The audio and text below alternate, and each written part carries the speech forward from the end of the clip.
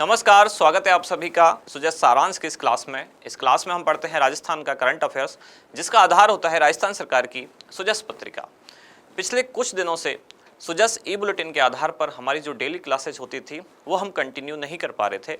हमारी जो last class हुई थी वो हुई थी 24 फरवरी 2024।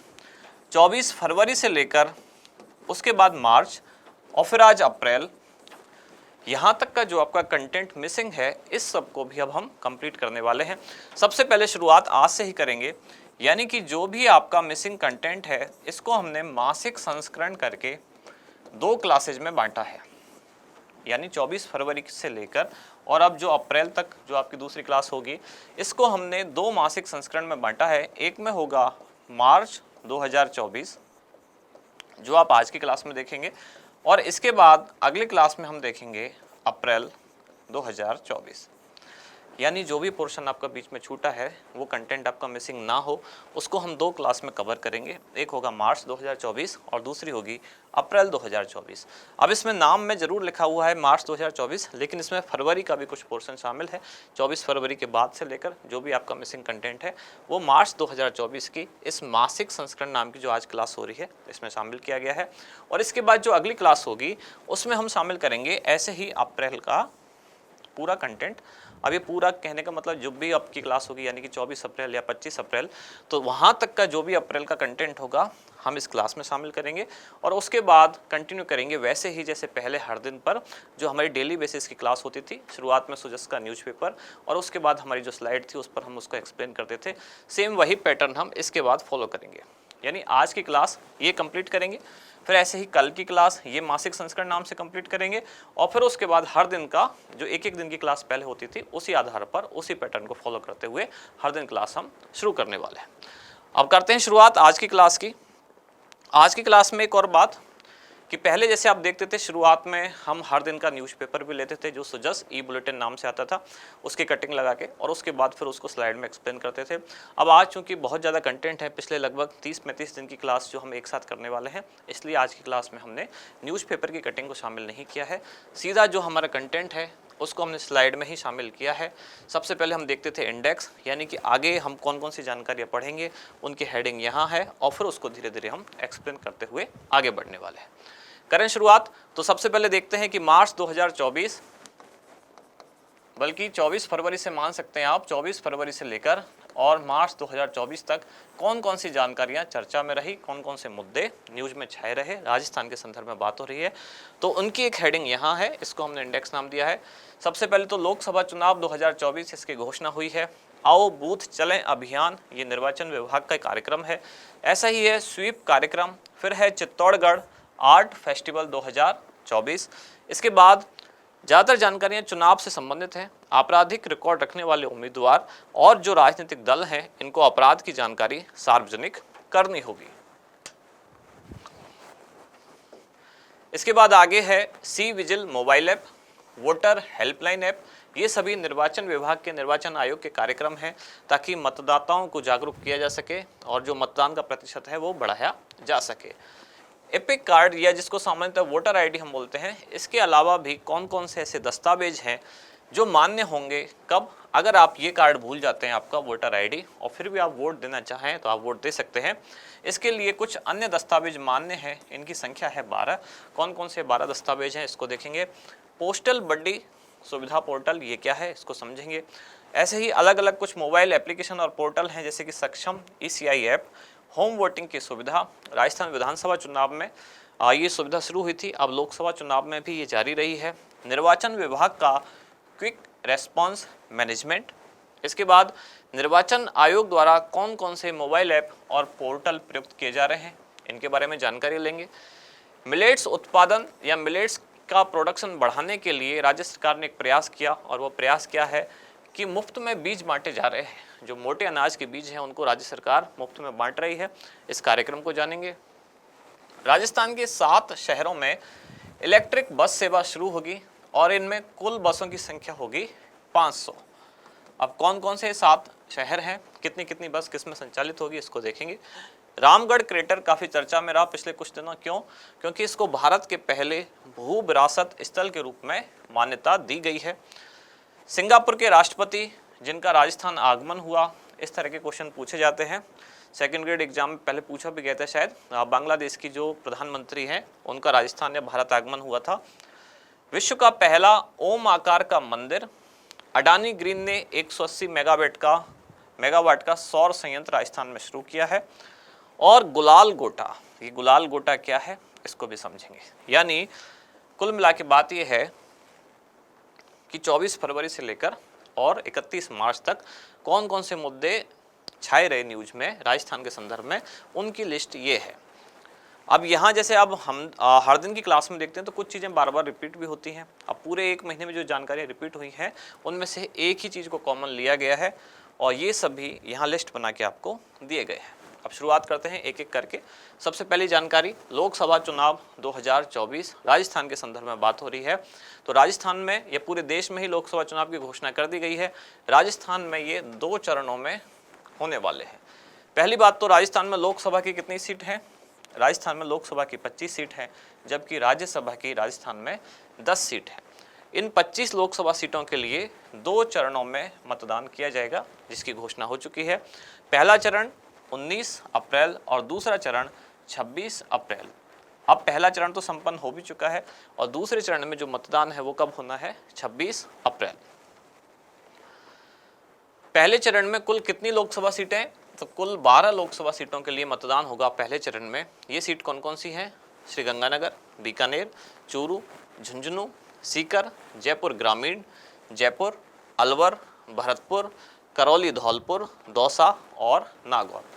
ये वो 12 सीट हैं जिन पर पहले चरण में मतदान संपन्न किया जाएगा। इसके बाद बची हुई जो 13 सीट हैं इन पर दूसरे चरण में मतदान संपन्न होगा और ये किस दिन होगा? ये होगा 26 अप्रैल। अब ये 13 लोकसभा सीट कौन कौन सी है? टोंक सवाईमाधोपुर, अजमेर, पाली, जोधपुर, बाड़मेर, जालौर, उदयपुर, बांसवाड़ा, चित्तौड़गढ़, राजसमंद, भीलवाड़ा, कोटा और झालावाड़ 12, ये मिलाकर एक सीट है। इस तरह से कुल 13 सीट हैं जिन पर अब दूसरे चरण में मतदान होगा और उसके लिए तिथि क्या निर्धारित की गई है? 26 अप्रैल।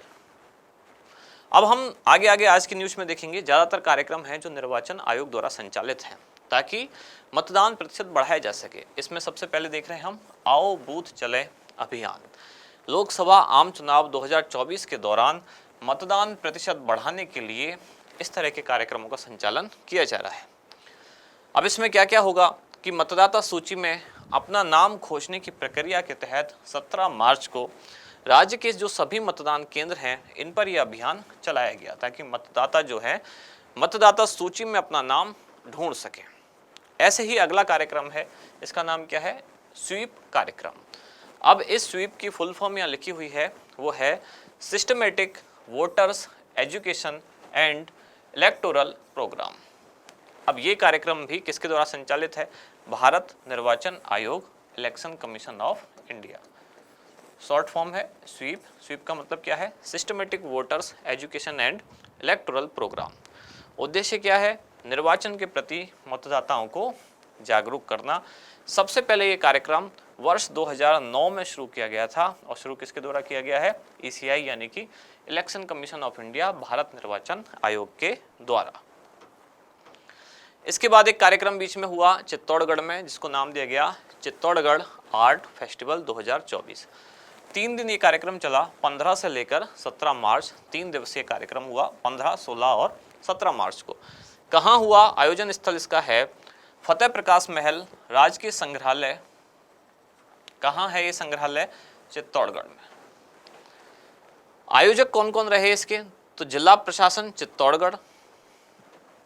ये संग्रहालय गलत लिखा हुआ है, संग्रहालय। अब ठीक है, यानी संग्रह और आलय इस तरह से होगा। अब कौन कौन आयोजक रहे इसके? तो जिला प्रशासन चित्तौड़गढ़, जिला उद्योग एवं वाणिज्य केंद्र चित्तौड़गढ़ की ही बात हो रही है, राजकीय संग्रहालय एवं पुरातत्व कला संस्कृति विभाग और चित्तौड़गढ़ आर्ट सोसाइटी। इन सभी ने मिलकर इस कार्यक्रम का आयोजन किया। ये कार्यक्रम 3 दिन का एक कार्यक्रम था जो कि 15 से लेकर 17 मार्च को फतेह प्रकाश महल राजकीय संग्रहालय चित्तौड़गढ़ में आयोजित किया गया था। अब इसमें क्या क्या हुआ, इस तरह के जितने भी आर्ट फेस्टिवल हैं सब में यही काम होते हैं, जैसे कि कला प्रदर्शनी, कला शिविर, आर्ट एंड क्राफ्ट बाजार, story telling, 3D rangoli, millets food show, इस तरह के कार्यक्रम का आयोजन इसमें किया गया। इसके बाद अगली जानकारी चुनाव से ही संबंधित है कि आपराधिक रिकॉर्ड रखने वाले जो उम्मीदवार हैं या जो राजनीतिक दल हैं उनको अपने अपराध की जानकारी सार्वजनिक करनी होगी। यानी कोई ऐसा उम्मीदवार या ऐसा कोई राजनीतिक दल जिससे कोई कैंडिडेट खड़ा हो रहा है और अगर उसका कुछ क्रिमिनल बैकग्राउंड है तो उसको ये जानकारी सार्वजनिक करनी होगी, यानी पब्लिक को बताना होगा कि मेरे ये अपराध मैंने किए हैं। अब ये जानकारी कैसे सार्वजनिक करनी होगी, इसके लिए कुछ पैरामीटर चुने गए हैं। पहली बात तो ये जानकारी उनको 3 बार सार्वजनिक करनी होगी। और सार्वजनिक करने का मतलब या तो टीवी चैनल्स में बताएं या फिर समाचार पत्रों में बताएं। अब समाचार पत्र भी 2 तरह के हैं, एक तो राष्ट्रीय स्तर के और दूसरा स्थानीय समाचार पत्र। इन सभी में उनको ये जानकारी प्रकाशित करवानी होगी। किन किन को, या अगर कोई कैंडिडेट निर्दलीय खड़ा हो रहा है तो व्यक्तिगत तौर पर उसको, राजनीतिक दल से संबंधित है तो राजनीतिक दल को, कोई भी अगर उनका क्रिमिनल बैकग्राउंड है तो ये उनको सार्वजनिक करना होगा। भारत निर्वाचन आयोग के निर्देश के अनुसार लोकसभा आम चुनाव 2024 के दौरान राजनीतिक दलों और उम्मीदवारों को आपराधिक रिकॉर्ड को सार्वजनिक करना होगा। यह रिकॉर्ड 3 बार अलग अलग समयावधि में समाचार पत्रों में प्रकाशित कराना होगा, साथ ही टीवी चैनल्स में भी प्रसारित करवाना होगा। अब कौन से समाचार पत्र में प्रकाशित होगा उसके लिए कुछ पैरामीटर हैं, जैसे कि अगर राष्ट्रीय स्तर का समाचार पत्र है तो समाचार पत्र ऐसा होना चाहिए कि प्रतिदिन कम से कम उसकी 75,000 प्रतियां बिकती हों, यानी कि इतना उसका सर्कुलेशन हो। और यदि कोई स्थानीय समाचार पत्र है तो कम से कम 25,000 प्रतियां, 25,000 न्यूज़पेपर उसके प्रतिदिन जाते हों, सर्कुलेशन में हो। तो ऐसे समाचार पत्रों में इनको ये जानकारी देनी होगी। टीवी चैनल्स में भी वीडियो के द्वारा प्रसारण करवाना होगा। कब से कब, तो इसकी समयावधि रखी गई है प्रातः 8 से रात्रि 10 बजे के बीच, और ये कम से कम 7 सेकंड की जानकारी होनी चाहिए। तो इस तरह से इनको अपनी आपराधिक जानकारी 3 बार प्रकाशित करनी होगी, अलग अलग समय पर प्रकाशित करनी होगी, न्यूज़पेपर में भी और टीवी चैनल्स पर भी। फिर है सी विजिल मोबाइल ऐप। ये भी भारत निर्वाचन आयोग द्वारा डेवलप किया गया एक मोबाइल ऐप है। अब इसका काम क्या है, तो कहीं भी मॉडल कोड ऑफ कंडक्ट यानी कि आदर्श आचार संहिता अगर इसका कहीं उल्लंघन हो रहा है तो उस पर कार्रवाई की जा सके। अब कार्रवाई कैसे होगी, तो सबसे पहले तो निर्वाचन आयोग को ये पता होना चाहिए कि कहाँ पर जो आदर्श आचार संहिता है उसका उल्लंघन हो रहा है। जब उनको पहले ये पता ही नहीं होगा कि उल्लंघन कहाँ हो रहा है तो कार्रवाई कैसे सुनिश्चित होगी। इसके लिए ये एक मोबाइल ऐप बनाई गई। अब इस मोबाइल ऐप में आम व्यक्ति कोई भी कहीं से कोई फ़ोटो खींचकर या फिर कोई वीडियो शूट कर इस मोबाइल ऐप पर डाल सकता है, और यहाँ से निर्वाचन आयोग को उसकी जानकारी प्राप्त होगी। और डालने के बाद जैसे वो वीडियो अपलोड करेंगे या फोटो डालेंगे उसके 100 मिनट के अंदर उस पर कार्रवाई सुनिश्चित की जाएगी। कोई भी व्यक्ति इस ऐप को गूगल प्ले स्टोर से डाउनलोड कर सकता है, और ये वही काम करेगा जहां चुनाव अभी संपन्न हो रहे हैं। राज्यों की भौगोलिक सीमा के अंदर ही ये काम करेगा जहां निर्वाचन हो रहा है। और यदि कोई आदर्श आचार संहिता का उल्लंघन करने वाली गतिविधियां आप देखते हैं तो आप चाहें तो उसका फोटो खींचकर या फिर 2 मिनट तक का कोई वीडियो शूट करके इस पर अपलोड कर सकते हैं, और जैसे ही आप अपलोड करेंगे उसके बाद 100 मिनट की समय सीमा के अंदर उस पर कोई ना कोई कार्रवाई सुनिश्चित की जाएगी। ऐसे ही अगली एक एप्लीकेशन है जिसका नाम है वोटर हेल्पलाइन ऐप। ये भी भारत निर्वाचन आयोग इलेक्शन कमीशन ऑफ इंडिया द्वारा संचालित है। इसका भी काम वही है, मतदाताओं की सक्रिय भागीदारी सुनिश्चित की जाए, ज़्यादा से ज़्यादा वोटर जुड़ सकें और वोटर्स को हेल्प की जाए। इसके लिए एक ऐप लाई गई जिसका नाम है वोटर हेल्पलाइन ऐप।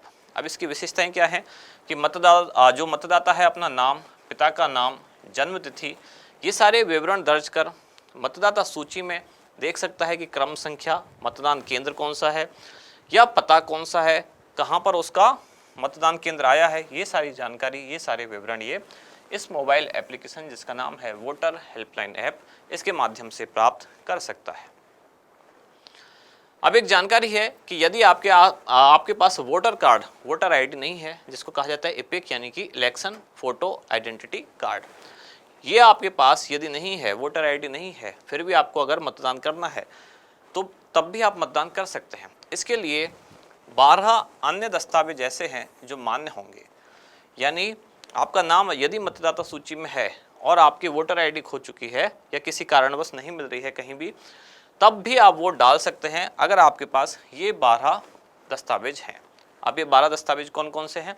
आधार card, MNREGA job card, driving licence, PAN card, भारतीय पासपोर्ट, फोटो सहित पेंशन दस्तावेज, केंद्र राज्य सरकार या पीएसयू या सार्वजनिक लिमिटेड जो कंपनियां हैं, इन कंपनियों के द्वारा अपने कर्मचारियों को जारी किया जाने वाला पहचान पत्र है जिसमें फ़ोटो भी हो, साथ ही बैंक या डाकघर की जो फ़ोटो युक्त पासबुक है। इसके अलावा राष्ट्रीय जनसंख्या रजिस्टर के तहत आरजीआई द्वारा जारी किया गया स्मार्ट कार्ड, श्रम मंत्रालय की योजना के तहत जारी स्वास्थ्य बीमा स्मार्ट कार्ड, सांसद विधायक और एमएलसी को जारी पहचान पत्र, या फिर भारत सरकार के सामाजिक न्याय मंत्रालय द्वारा दिव्यांगजनों को जारी किया जाने वाला यूनिक डिसेबिलिटी आईडी। इन 12 में से कोई भी आईडी अगर आपके पास है और आपके पास वोटर आईडी यदि नहीं है, तो इन 12 में से किसी भी आई कार्ड का उपयोग करके आप मतदान कर सकते हैं, लेकिन आपका नाम मतदाता सूची में पहले होना अनिवार्य है। इसके बाद अगली जानकारी है पोस्टल बड्डी सुविधा ऐप। ये भी निर्वाचन आयोग भारत सरकार का जो है उसके द्वारा सुविधा शुरू की गई है। राजस्थान निर्वाचन विभाग ने प्रदेश में चुनाव प्रक्रिया को अधिक समावेशी और आसान बनाने के लिए एक पोस्टल बड्डी नाम से मोबाइल ऐप डेवलप की है। अब ये पोर्टल का निर्माण किसने किया है? सॉरी, ये ऐप नहीं, ये है पोर्टल। अब इस पोर्टल का निर्माण किसने किया है? तो राष्ट्रीय सूचना विज्ञान केंद्र श्रीगंगानगर के द्वारा इस पोर्टल का निर्माण किया गया है। अब इसके द्वारा होगा क्या? तो लोकसभा आम चुनाव 2024 के दौरान इस पोर्टल के माध्यम से डाक मतपत्रों के लिए आवेदन से लेकर और मतदान तक की पूरी प्रक्रिया की ऑनलाइन मॉनिटरिंग की जा सकेगी। इसका मतलब क्या हुआ? वोटिंग 2 तरह से की जाती है, एक ईवीएम के माध्यम से और दूसरा पोस्टल बैलेट के माध्यम से। अभी भी आपको लगता है कि सिर्फ ईवीएम से वोटिंग होती है, तो ऐसा नहीं है। 2 तरह से वोटिंग अभी भी होती है। जो कर्मचारी हैं, चुनाव में जिनकी ड्यूटी है या होम वोटिंग की सुविधा जिन्होंने चुनी है, उनके लिए चुनाव कैसे होता है? पोस्टल बैलेट के माध्यम से होता है। यानी कि जो पुराना पैटर्न था, मतपत्र के द्वारा मोहर लगा के और जो मतदान पेटी है उसमें वोट अपना वो डालते हैं, तो अब भी ये दोनों प्रक्रियाएं संचालित हैं। बड़े स्तर पर चलती है ईवीएम के माध्यम से, लेकिन कुछ राज्य कर्मचारियों के लिए या फिर होम वोटिंग की सुविधा प्राप्त कुछ व्यक्तियों के लिए अभी भी पोस्टल बैलेट चालू है। अब इस प्रक्रिया की मॉनिटरिंग कैसे की जाए? ऑनलाइन मॉनिटर इस प्रक्रिया को करने के लिए एक पोर्टल डेवलप किया गया जिसका नाम है पोस्टल बड्डी। अब यहाँ पोस्टल से आप समझ सकते हैं कि पोस्टल बैलेट यानी कि मतपत्र की बात हो रही है, तो पोस्टल बैलेट को मॉनिटर करने के लिए, ऑनलाइन मॉनिटरिंग के लिए ये ऐप डेवलप की, यानी कि ये पोर्टल डेवलप किया गया जिसका नाम रखा गया पोस्टल बड्डी। ये इसमें डाक मतपत्र यानी कि पोस्टल बैलेट, इसके लिए पहले आपको आवेदन करना होता है। आवेदन से लेकर और आपने वोटिंग की है उसकी ऑनलाइन मॉनिटरिंग इस सुविधा के द्वारा की जाती है। अगली ऐप है सक्षम ECI ऐप। ये भी भारत निर्वाचन आयोग द्वारा संचालित है, जिसका काम क्या है? सक्षम शब्द से आप समझेंगे ये दिव्यांगजनों को निर्वाचन से संबंधित विशेष सुविधाएं उपलब्ध कराता है। अब ये सुविधाएं क्या क्या होंगी? जैसे कि मतदाता के रूप में उनका चिन्हीकरण करना है, या वोटर कार्ड में उनको कोई संशोधन करना है, या फिर वोटर कार्ड को आधार कार्ड से जोड़ना है, या मतदान केंद्र जिस दिन मतदान है वहाँ उनको व्हील चेयर की यदि सुविधा चाहिए, या फिर मतदान केंद्र तक पहुँचने के लिए उनको यदि परिवहन सुविधा चाहिए, तो ये सभी सक्षम ECI ऐप के माध्यम से उनको उपलब्ध हो सकती हैं। इसके बाद होम वोटिंग। अभी मैंने एक नाम लिया था होम वोटिंग। होम वोटिंग क्या है? यानी घर से रहकर आप वोट डाल सकते हैं। आपसे मतलब कि आप सभी डाल सकते हैं, तो ऐसा नहीं है। इसके लिए कुछ पात्रताएं रखी गई हैं। अच्छा, ये शुरुआत हुई थी राजस्थान के विधानसभा चुनाव में, तब पात्रताओं में एक पात्रता और शामिल थी कि कोविड ग्रसित व्यक्ति भी इसमें शामिल थे। साथ ही इसमें आयु वहाँ रखी गई थी 80 वर्ष से अधिक आयु के मतदाता।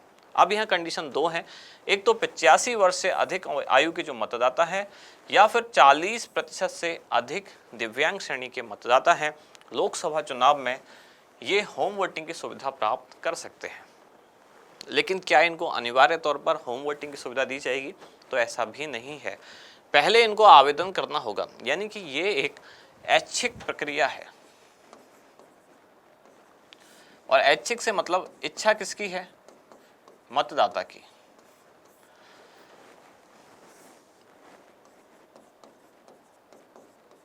ये एक ऐच्छिक प्रक्रिया है, मतदाता की इच्छा पर निर्भर है। यदि मतदाता की ये इच्छा है कि वो घर से वोटिंग करना चाहता है, तब क्या होगा, उसको पहले आवेदन करना होगा और उसको सुविधा विकल्प के तौर पर दी जाएगी। वैकल्पिक एक व्यवस्था है, यानी कि व्यक्ति ने आवेदन किया, अब उसकी जांच की जाएगी, यानी कि उसके जो भी दस्तावेज हैं या जो आवेदन करता है वो इसके लिए पात्र है या नहीं, और यदि वो पात्र है तो इसको ये सुविधा दी जा सकती है। अब इसमें होगा क्या, इसमें भी पोस्टल बैलेट के माध्यम से मतदान किया जाएगा। पोस्टल बैलेट वही मतपत्र, मतपेटी वाला मतदान की प्रक्रिया, उसका इसमें उपयोग किया जाएगा। अब ये कैसे होगा, तो जो पात्र मतदाता हैं यदि वो होम वोटिंग की सुविधा चयन करते हैं तो उनको एक फॉर्म भरना होगा जिसका नाम है फॉर्म 12D। ये भरकर उनको देना होगा बूथ लेवल ऑफिसर को। इसके बाद जांच की जाएगी उनकी दस्तावेजों की और उसके बाद उनको चयनित किया जाएगा किसके लिए, होम वोटिंग के लिए। अगली जानकारी है निर्वाचन विभाग का क्विक रेस्पॉन्स मैनेजमेंट। तो यानी कि निर्वाचन विभाग चाह रहा है कि अगर कोई भी गड़बड़ी होती है चुनावों में, जैसे कि सोशल मीडिया आजकल बहुत ज़्यादा चुनावों को इन्फ्लुएंस करता है, प्रभावित कर सकता है, तो ऐसी चीज़ों में मैनेजमेंट करने के लिए निर्वाचन विभाग ने एक 360 डिग्री का मतलब जैसे कि वृत्त होता है 360 डिग्री, यानी कि चारों तरफ से निगरानी इसमें की जा सके, इसके लिए एक क्विक रेस्पॉन्स मैनेजमेंट प्रोग्राम शुरू किया है। और ये क्या होगा, इसमें राज्य, जिला स्तर या पुलिस विभाग में गठित कुछ समितियां हैं, इनके आधार पर जनसंपर्क विभाग के जो अधिकारी हैं ये सभी सोशल मीडिया की गतिविधियों पर लगातार मॉनिटरिंग कर रहे हैं। यानी सोशल मीडिया पर यदि कोई ऐसी टिप्पणी करता है, कोई पोस्ट डालता है जिससे चुनाव प्रक्रिया में कुछ ना कुछ प्रभाव पड़ सकता है, तो उन सब को क्विक रेस्पॉन्स मैनेजमेंट के माध्यम से निर्वाचन विभाग कंट्रोल कर रहा है। अगली जानकारी है निर्वाचन आयोग द्वारा प्रयुक्त विभिन्न मोबाइल ऐप व पोर्टल। इनमें से कुछ तो हमने अभी पढ़ भी लिए थे, फिर भी यहाँ सभी को एक साथ लिखा गया है कि कौन कौन से पोर्टल निर्वाचन विभाग द्वारा संचालित हैं। जैसे कि वोटर हेल्पलाइन ऐप हमने शुरू में अभी पढ़ा था, इसमें मतदाता सूची में अपना नाम आप खोज सकते हैं, टोल फ्री नंबर है इसके लिए 1950। दूसरी है सी विजिल मोबाइल ऐप, ये किस काम आती है, आदर्श आचार संहिता का यदि उल्लंघन होता है तो वहाँ आप शिकायत दर्ज करा सकते हैं। शिकायत दर्ज कराने के बाद 100 मिनट के अंदर इसमें समाधान किया जाएगा। अगली ऐप है KYC यानी कि नो योर कैंडिडेट। इसमें क्या होगा कि वोट डालने से पहले आप अपने उम्मीदवार के बारे में, कैंडिडेट के बारे में जानकारी प्राप्त कर सकते हैं। फिर है सक्षम ECI ऐप, अभी अभी हमने देखा। इसका मतलब क्या है, ये जो दिव्यांग मतदाता हैं इनको इसमें सामान्य जानकारियां दी जाती हैं, जैसे कि सूची में नाम खोजना या मतदान केंद्र पर व्हीलचेयर की सुविधा प्रदान करना। इस तरह की जानकारियां किस ऐप पर हैं, सक्षम ECI। सुविधा कैंडिडेट ऐप, ये जो उम्मीदवार हैं जो चुनाव लड़ रहे हैं इनके लिए जारी की गई थी सुविधा कैंडिडेट ऐप, यानी कि इनको चुनाव में प्रचार करने से संबंधित या अन्य जानकारियों के संबंधित जो भी इनको अनुमति लेनी होती है ये इस ऐप पर अनुमति प्राप्त कर सकते हैं। वोटर टर्नआउट ऐप, ये जिस दिन निर्वाचन होता है यानी वोटिंग हो रही है उस दिन कितना मतदान प्रतिशत हुआ है उसकी लाइव आपको अपडेट चाहिए, तो किससे पता चलता है, वोटर टर्नआउट ऐप। अब यहाँ थोड़ी सी जानकारी उनके बारे में डिटेल में दी गई है, जैसे कि चुनाव संबंधित जानकारी पहुँचाने प्रक्रिया को पारदर्शी बनाने के लिए कई ऐप ECI द्वारा विकसित किए गए हैं। अब सबसे पहले इसमें जानकारी दी गई है जैसे कि मतदाता हेल्पलाइन दी गई है, सूची में अपना नाम खोजने के लिए या पंजीकरण कराने के लिए या संशोधन के लिए ये बनाया गया है। जैसे सक्षम ECI 2 बार हमने पढ़ लिया, एक बार डिटेल में यहाँ देखा, दोबारा से यहाँ लिखा हुआ है। सक्षम ECI का काम क्या है, ये जो दिव्यांग मतदाता हैं उनको कुछ सामान्य जानकारी उपलब्ध इसमें कराई जाती है। सी विजिल ऐप, यानी कि अभी जो हमने ऐप देखे उनको यहाँ डिटेल में वापस लिखा गया है। सी विजिल क्या होगा, आदर्श आचार संहिता का यदि कहीं उल्लंघन होता है तो उससे संबंधित आप शिकायत दर्ज करा सकते हैं। शिकायत दर्ज कराने के 100 मिनट के अंदर इसमें कार्यवाही की जाती है। KYC know your candidate, KYC सामान्यतः आप सुनते हो वो होता है नो योर कस्टमर, और यहाँ जब चुनाव से संबंधित बात है तो KYC जो ऐप का मतलब है नो योर कैंडिडेट, यानी कि अपने उम्मीदवार के बारे में आपको जानकारी इस ऐप पर उपलब्ध होती है। वोटर टर्नआउट ऐप सबसे पहले जब लॉन्च किया गया था, किस डेट को लॉन्च किया गया था, 18 अप्रैल 2019 को। संचालक भारत निर्वाचन आयोग है। चुनाव वाले दिन ये मतदान प्रतिशत की जानकारी देता है कि जहां जिस क्षेत्र में चुनाव है वहां कितना प्रतिशत मतदान हुआ है, लाइव अपडेट आपको इस पर मिलती है। सुविधा पोर्टल, तो जो राजनीतिक दल हैं या जो कैंडिडेट हैं इनको कुछ सुविधाएं प्राप्त होती हैं। अब ये सुविधाएं कैसे हैं, जैसे कि इनको सभा निकालनी है, सभा करनी है, रैली करनी है, जुलूस निकालना है, लाउड स्पीकर या फिर वाहन, इनके लिए परमिशन लेनी है, तो ये सभी इस सुविधा पोर्टल पर परमिशन ले सकते हैं। अब इसके लिए इनको क्या करना होगा, आवेदन करना होगा। इसके लिए लिंक है suvidha.tci.gov.in, यहाँ पर जाकर ये अपने लिए परमिशन ले सकते हैं। अगली जानकारी है मिलेट्स यानी कि मोटा अनाज, इसके उत्पादन को बढ़ावा देने के लिए राज्य सरकार ने कुछ प्रयास किए। इसमें पहला प्रयास क्या है, मुफ्त बीज बांटे जा रहे हैं। मोटा अनाज जैसे कि ज्वार, बाजरा, रागी, इन सभी के लिए सरकार चाहती है, अब इसको सुपर फूड कहा गया है। सुपर फूड क्या, यानी कि ऐसा भोजन जिसमें भोजन के ज़्यादातर तत्व जो हैं, अधिकतर जो पौष्टिक तत्व हैं वो मौजूद हों। अब मिलेट्स को बढ़ावा देने का भारत सरकार का भी कार्यक्रम है और इसके साथ साथ श्री अन्न भारत सरकार ने इसको नाम दिया है, किसको, मिलेट्स को।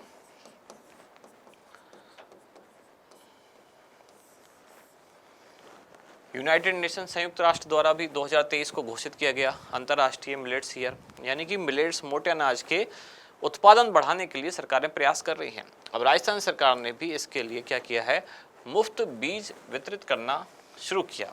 अब इस संदर्भ में 12 लाख किसानों को बांटे जाएंगे मक्के के बीज, 8 लाख किसानों को दिए जाएंगे बाजरे के बीज, 7 लाख किसानों को सरसों के बीज, 4 लाख को मूंग के बीज और 1 लाख किसानों को ज्वार और मोठ के जो बीज हैं इनकी मिनी किट वितरित किए जाएंगे।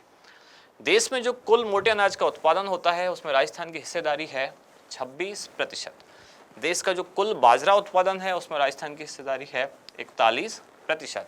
राजस्थान सरकार ने एक कार्यक्रम शुरू किया गया था जिसका नाम था राजस्थान मिलेट्स प्रोत्साहन मिशन। ये शुरू किया था वर्ष 2022-23 में। इसके बाद अगली जानकारी है राजस्थान के 7 शहरों में इलेक्ट्रिक बस सेवा शुरू की जाएगी, बिजली से चलने वाली बसें। अब 7 शहर कौन कौन से हैं, इनका नाम है जयपुर, जोधपुर, कोटा, अजमेर, बीकानेर, भरतपुर और उदयपुर। इन 7 शहरों में मिलाकर कुल 500 इलेक्ट्रिक बस संचालित की जाएंगी। इनमें सबसे ज़्यादा जयपुर में 300 बस संचालित होंगी और जोधपुर में 70 बसों का संचालन किया जाएगा। अब इनका संचालन और रखरखाव कौन करेगा, तो कन्वर्जेंस एनर्जी सर्विसेज लिमिटेड के द्वारा किया जाएगा संचालन, और ये राजस्थान सरकार के स्थानीय स्वशासन विभाग के अधीन आकर काम करेगा।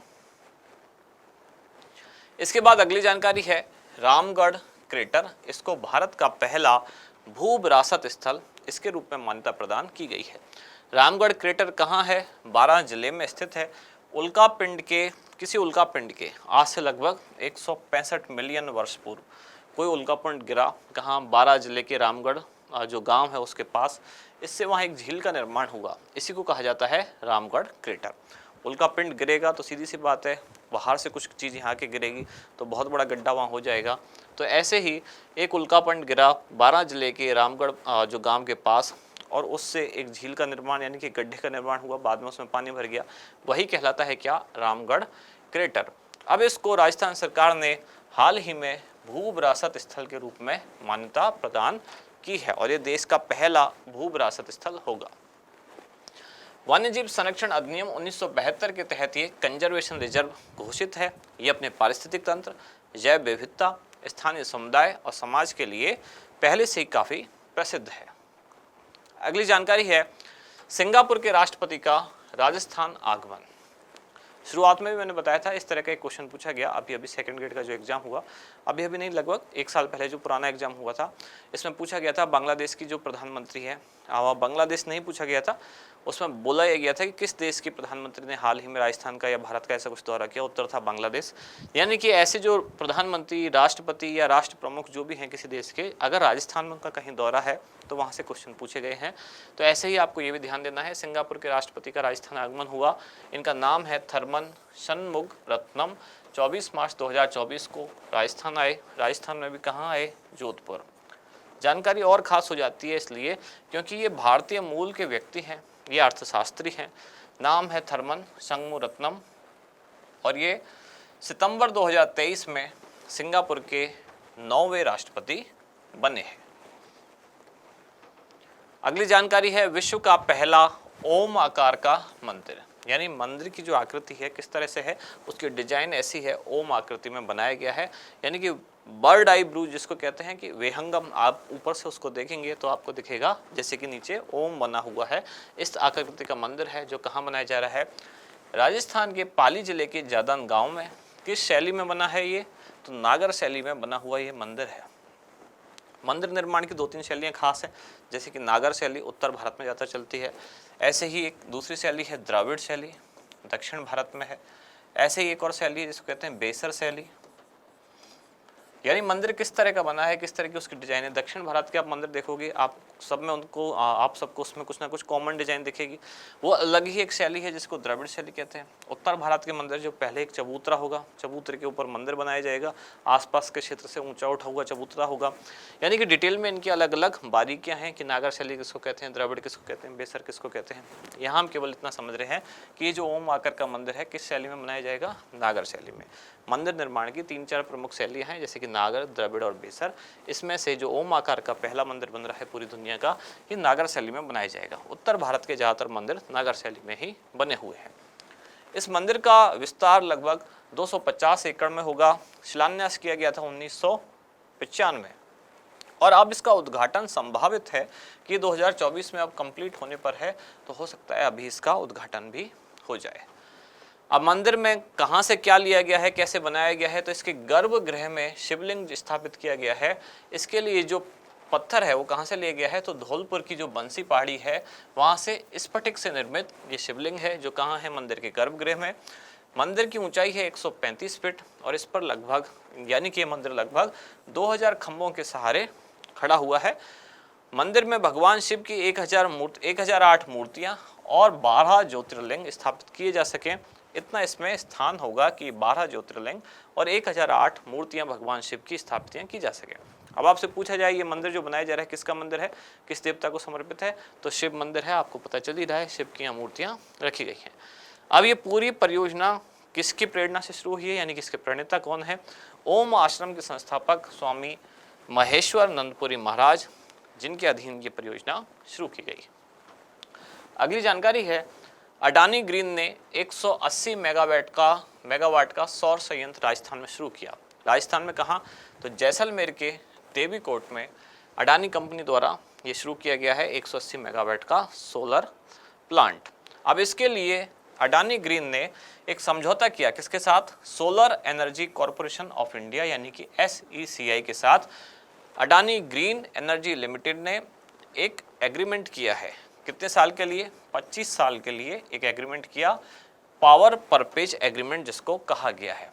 इस तरह के जो भी MOU समझौते पत्र जो भी हैं, इन पर क्वेश्चन पूछे जाते हैं, तो ध्यान रखना कि solar energy corporation of India SECI ने अडानी ग्रीन एनर्जी लिमिटेड के साथ 25 साल का एक पावर परपेज एग्रीमेंट किया है। इस हेतु क्या होगा, solar energy corporation of India ने, अच्छा ये 25 साल का एग्रीमेंट किया, ये लाइन रिपीट हुई है। सालाना लगभग 540 मिलियन यूनिट बिजली का उत्पादन यहाँ से संपन्न हो पाएगा। ये संयंत्र जल रहित रोबोटिक मॉड्यूल सफाई प्रणालियों से सुसज्जित है, यानी कि यहाँ सफाई प्रणाली कैसी होगी, पानी की जरूरत उसमें नहीं है। यानी कि जैसलमेर जैसे क्षेत्र में इस तरह का जल संरक्षण कार्यक्रम यदि है तो ये वहाँ के लिए काफ़ी सूटेबल है। संयंत्र के द्वारा लगभग 1,10,000 से अधिक घरों को बिजली प्रदान की जाएगी, और इससे लगभग 0.39 मिलियन टन कार्बन डाइऑक्साइड उत्सर्जन को भी रोका जा सकेगा। और आज की क्लास की लास्ट जानकारी है गुलाल गोटा। गुलाल गोटा क्या है, एक सामान्य सा एक बलून जैसा होता है, जैसे कि आप होली के दिन कुछ बलून होते हैं, गुब्बारे, उसमें आप रंग भर के, पानी वाला रंग भर के फेंक के मारते हैं। गुलाल गोटा में बस वही है कि इसमें रंग ना भर के इसमें सूखा गुलाल आप भरते हैं, और ये बलून नहीं होता, यानी कि बलून जो गुब्बारा है वो तो रबड़ से बना हुआ होता है, उसमें आप पानी वाला रंग भरते हैं। गुलाल गोटा लाख से बनाया हुआ, लाख से बना हुआ एक बलून कह सकते हैं, छोटी सी बॉल जैसा होता है, इसमें सूखा गुलाल भरा जाता है, और ये इतनी बारीक इसकी लेयर होती है लाख की, जैसे ही आप किसी पे मारोगे फेंकोगे तो हल्का सा टकरा के ही ये टूट जाएगा। इसी को नाम दिया गया क्या है, गुलाल गोटा। इसमें गुलाल भरा जाता है। लाख से बना हुआ है और जयपुर में इसका निर्माण मणिहारों के द्वारा किया गया है। ये जो लाख की चूड़ियाँ वगैरह बनाते हैं जो कारीगर हैं उनको ही कहा जाता है मणिहार, इनके द्वारा ये बनाया गया गुलाल गोटा। राजस्थान में चली आ रही है परंपरा, जयपुर में लगभग 400 साल पुरानी ये परंपरा है।